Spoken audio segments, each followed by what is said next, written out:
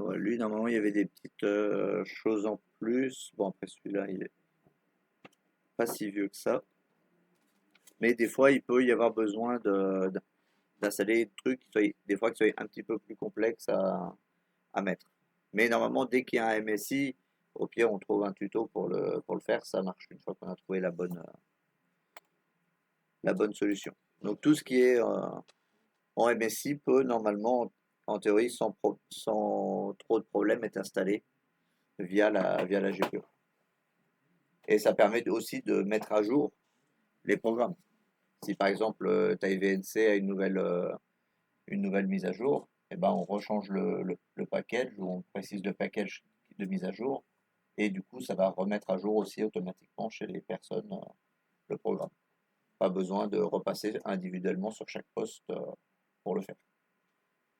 Parce que s'il y a 200 postes et qu'il y a 200 fois le programme à mettre à jour, on va pas y aller à la main. Surtout s'il y a un Windows Server qui tourne. Ouais. Après, on peut le. Ouais, je sais que OpenOffice, la dernière fois que j'avais fait juste en standard, ça marchait pas. Il y a des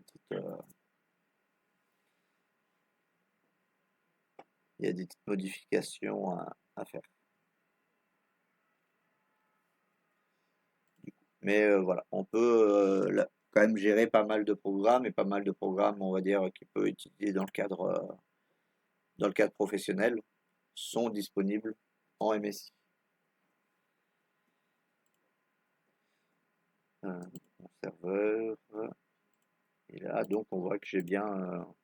Donc j'ai vu dans la liste, maintenant je peux vérifier aussi que ça fonctionne. Là je vais dans Documents, je fais deux, trois. Je vais créer deux, trois dossiers, même des dossiers vides.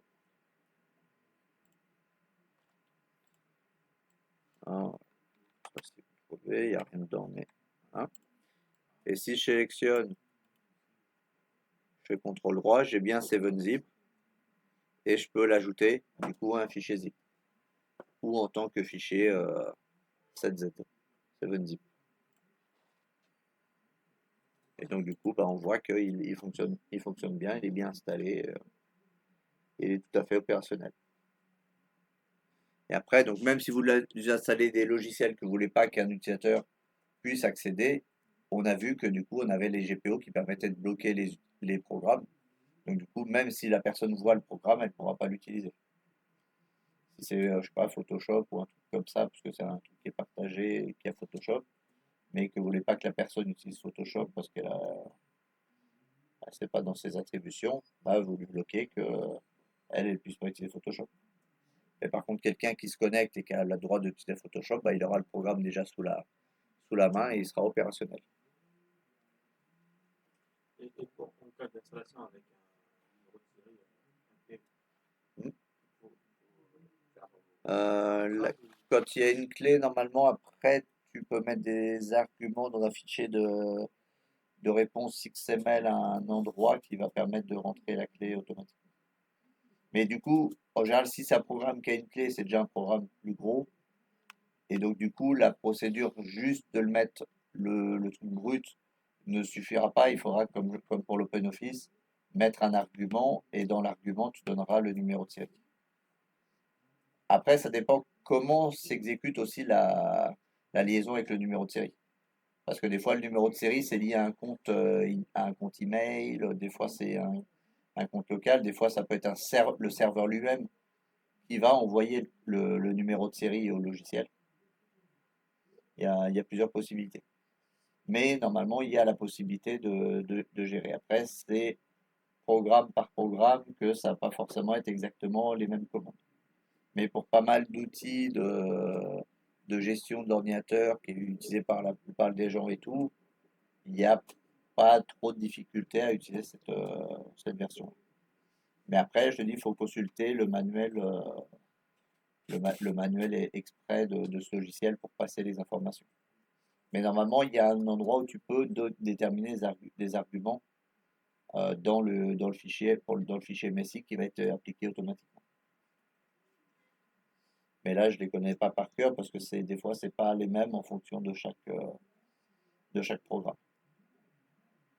Mais déjà, de toute façon, s'ils ont fait le logiciel un fichier MSI, ça veut dire qu'ils ont une page d'aide quelque part qui va te donner les commandes de MSI. Parce que s'ils l'ont fait, c'est qu'ils ont prévu que ça soit déployé par du Windows Server. Si ça a été fait en MSI. C'est que ça a été fait exprès pour ça, donc c'est qu'ils ont forcément une page d'aide quelque part qui va te donner les bonnes commandes et les bonnes manips à faire pour transmettre les numéros de série ou transmettre le répertoire où tu vas installer et ainsi de suite. Il n'y en a pas une autre option de figer l'ordinateur en thérapie. Si, il y a ce qu'on appelle un logiciel qui peut être probablement installé par le truc, je l'ai jamais utilisé. Enfin, il y en a un, après il y en a sûrement plusieurs autres, qui s'appelle Deep Freeze. Et là, du coup, là, on posait la question d'un logiciel, si un logiciel qui peut bloquer un ordinateur à une étape, à un point précis. C'est un point tel qu'il était au moment du démarrage.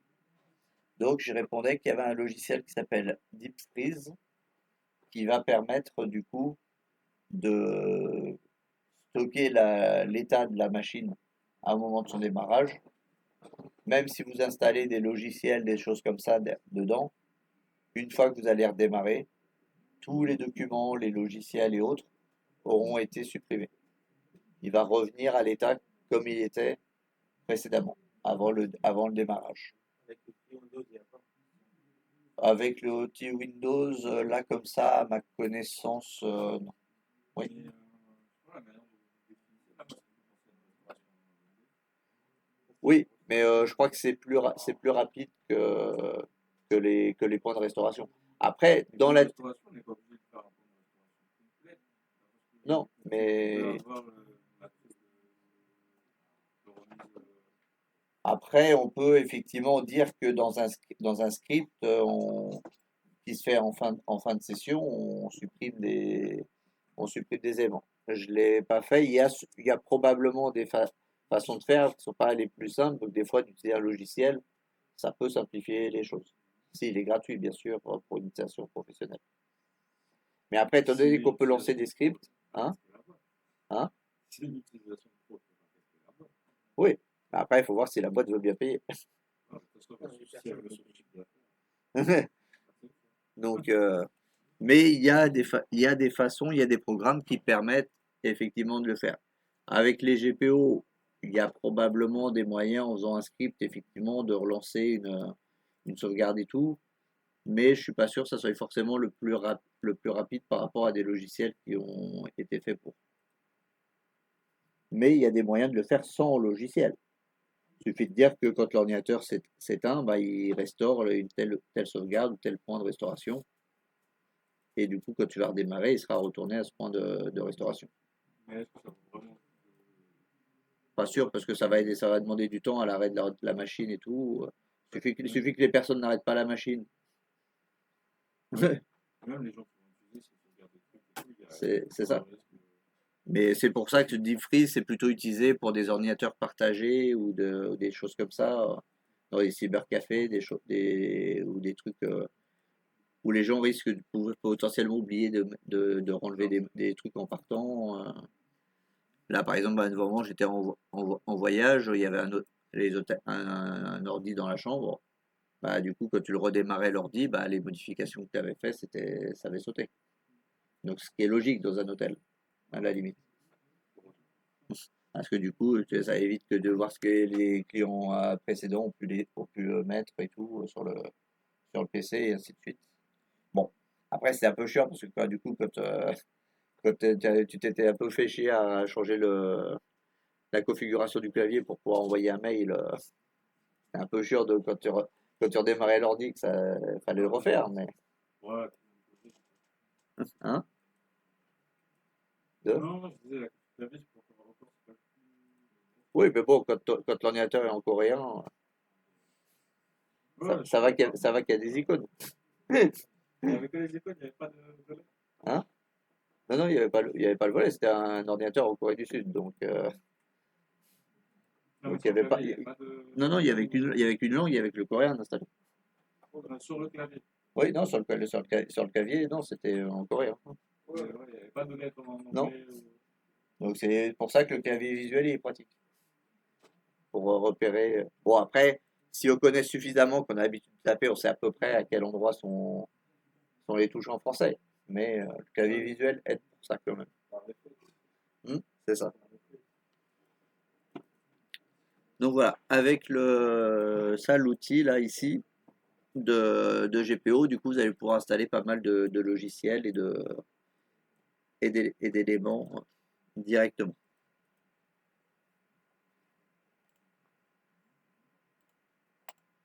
Donc de toute façon, il y aura des exercices où vous devrez installer des logiciels directement comme ça.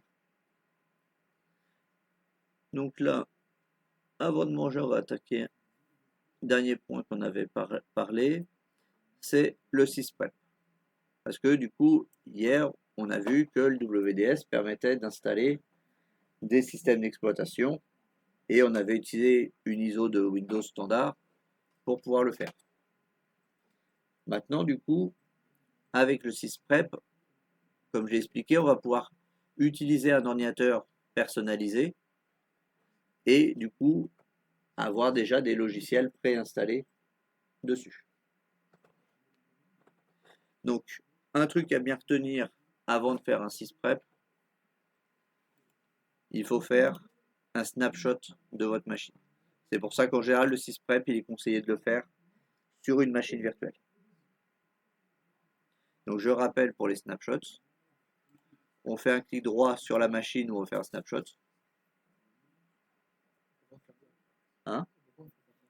Pourquoi? Parce que des fois, le sysprep peut planter ou le timing que tu vas avoir pour relancer la capture ne va pas coller et du coup, tu seras obligé de refaire des étapes derrière. Et des fois, le sysprep, s'il plante, bah, c'est ton Windows qui démarre plus. C'est une image de la configuration.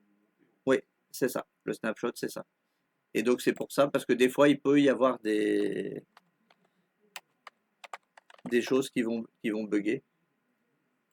Donc, du coup, toujours faire un snapshot avant.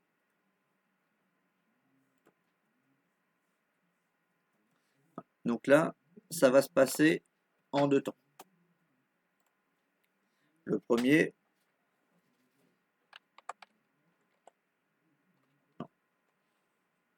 on va faire exécuter et sysprep.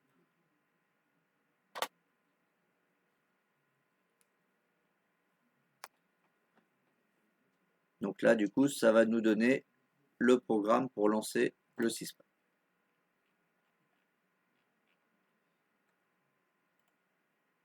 Donc, tout simplement, on va le lancer en administrateur, parce que si on là n'est pas administrateur, parce que seul un administrateur peut lancer le sysprep.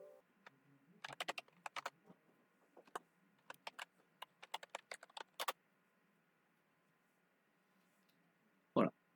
Là, on a plusieurs choses. Dans les états. Oui, là, c'est la machine client qu'on va capturer. Celle où on a rajouté le VNC serveur et le 7-zip. Après, on pourrait le faire à partir d'un serveur, si on voulait, si on avait plusieurs fois le même serveur à déployer. Mais normalement, c'est utilisé plutôt pour les machines clients. Parce que les serveurs, t'en as pas en général, t'en déploies pas une dizaine dans le même réseau. Donc, la première étape, quand il pose la question, c'est de passer en mode audit. Et option d'extinction, redémarrer. Donc, quand on va passer en audit, il va vérifier les éléments, si tout est bon et tout, et il va mettre en route l'administrateur principal.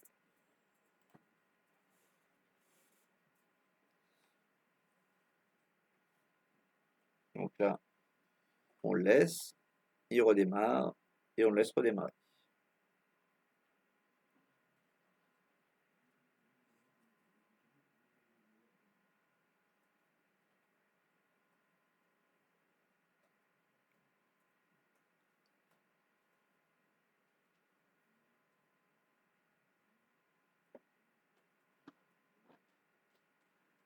Et l'avantage d'utiliser le SysPrep, c'est que du coup, il va enlever tout ce qui est les numéros de série, les IP et tout, et il va modifier du coup les numéros de série uniques. Généraliser.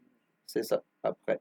Donc ça va permettre d'éviter des trucs. Voilà, là je vous disais pourquoi le snapshot, c'est parce que des fois, ça nous fait ça, et quand on est là, on est bloqué.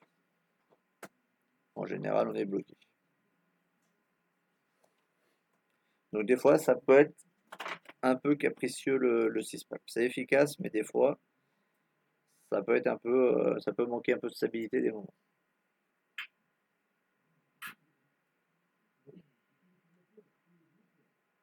Voilà, là, vous voyez, du coup, il ne redémarre pas.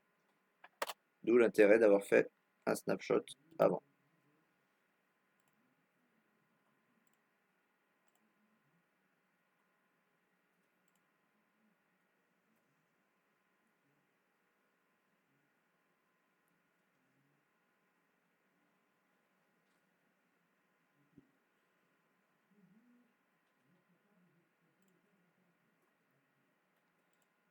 Alors, ici, là, c'est un peu différemment. On va carrément se mettre directement sur une session qui est administrateur directement ce coup-là.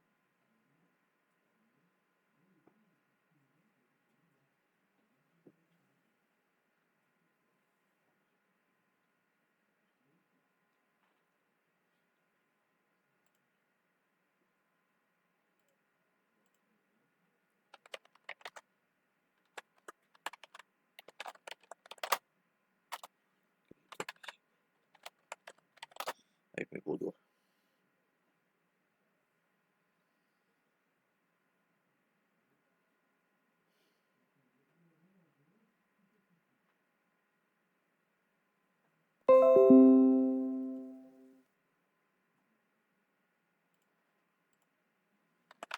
Donc, exécuter.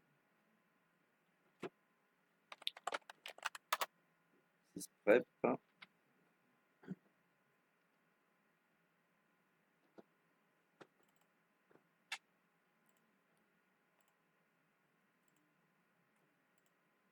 Et redémarrer. Est-ce qu'il va vouloir ce coup-là? Sinon, je réexpliquerai les trucs s'il veut pas, les étapes.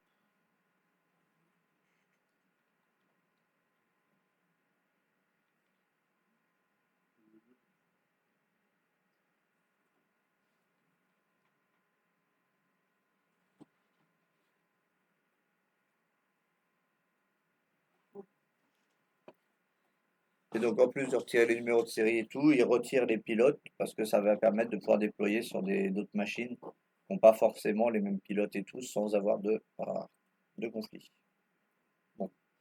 Ouais, il veut pas. Bon.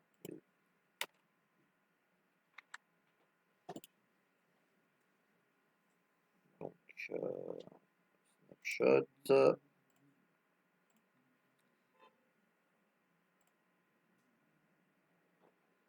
Alors, on peut le faire directement dans le réseau, il n'y a pas besoin de le sortir.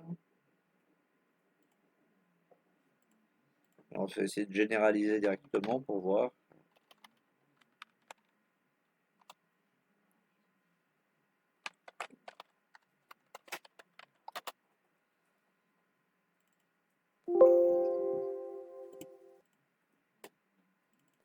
Ah oui, c'est normal, parce que je suis pas un administrateur.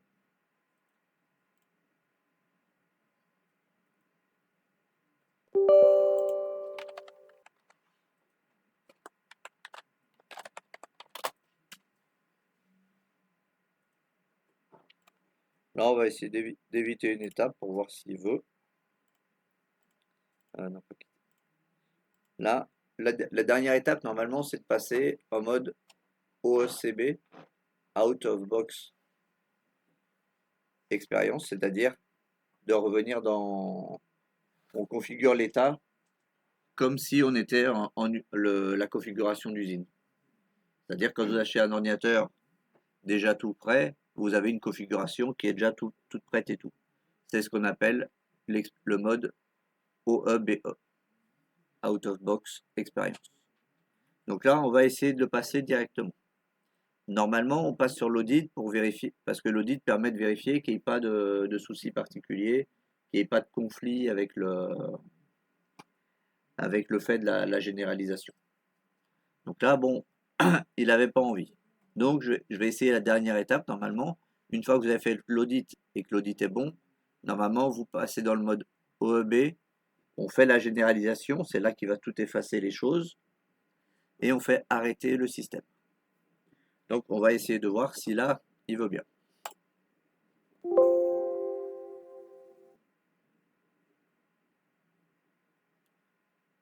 Voilà. Là, il dit qu'il a un problème. On va essayer de voir si on y arrive à le voir.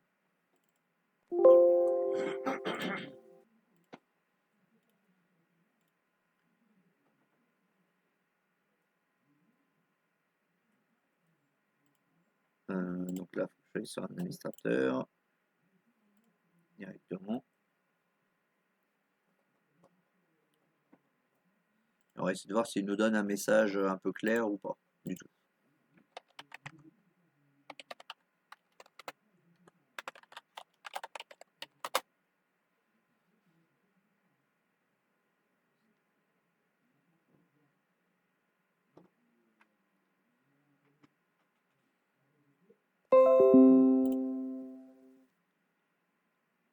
Donc, exécuter.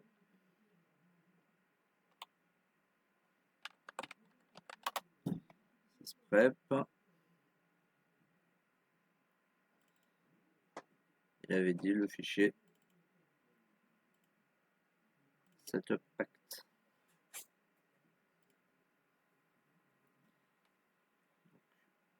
Donc, 49, donc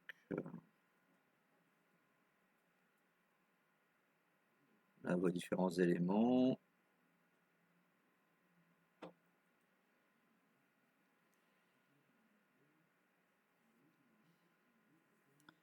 Donc, c'est parce qu'a priori, il n'a pas vu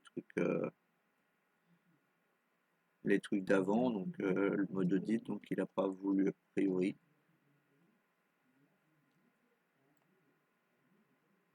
Il n'a pas réussi à faire le validate, le généralise a priori. Si je réessaye sans généralise pour voir, au moins pour montrer les étapes. À mon avis, je pense qu'il va faire bip.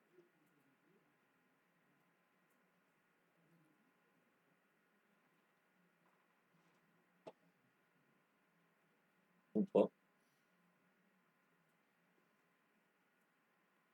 Donc là, logiquement, il devrait arrêter la machine. Mais pendant ce temps-là, il y a une autre chose, deuxième étape, qui est à régler côté serveur.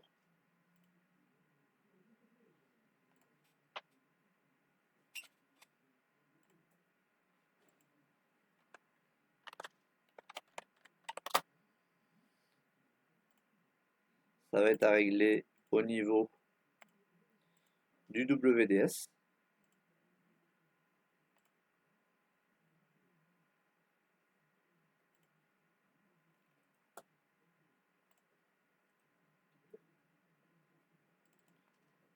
Donc c'est pour ça que j'ai dit qu'il fallait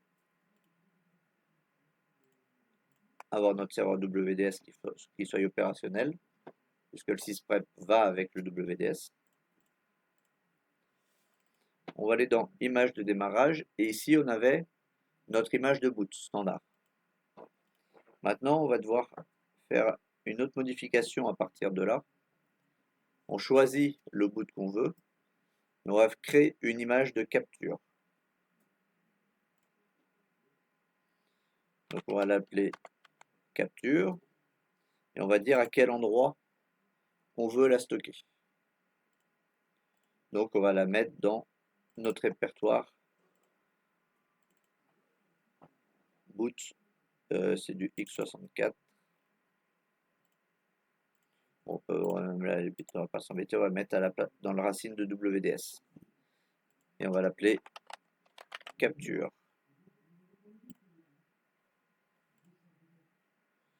contrôle laisse la créer. Et lui, du coup, il m'a pas arrêté.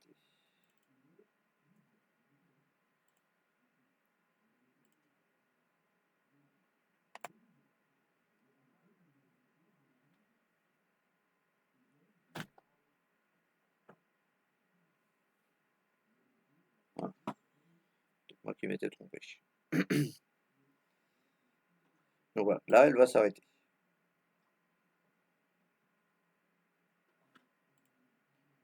Là, on va refaire un snapshot de la machine.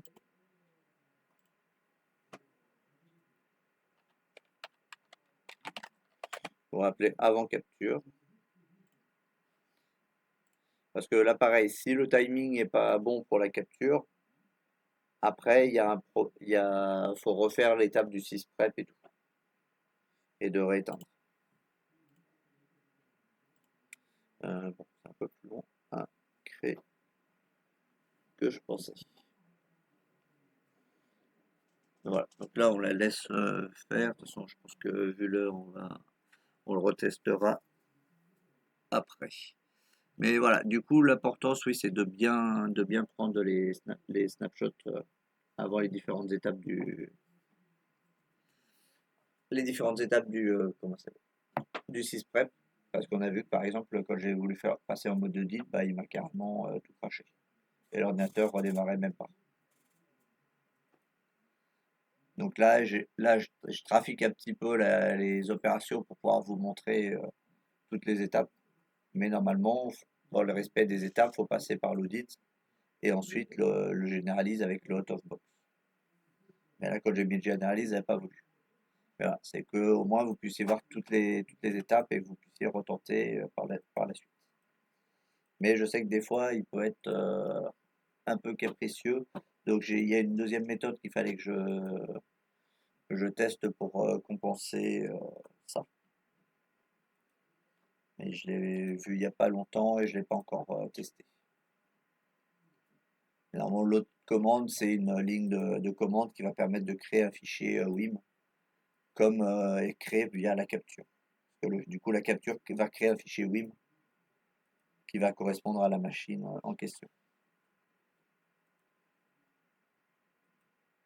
Et du coup, si c'est une machine qui peut être appliquée à d'autres machines, bah, du coup, on va pouvoir l'utiliser pour la déployer par le sysprep ou même par une clé USB directement, en remplaçant le fichier install.wim par le fichier de capture que vous allez appeler install.wim également.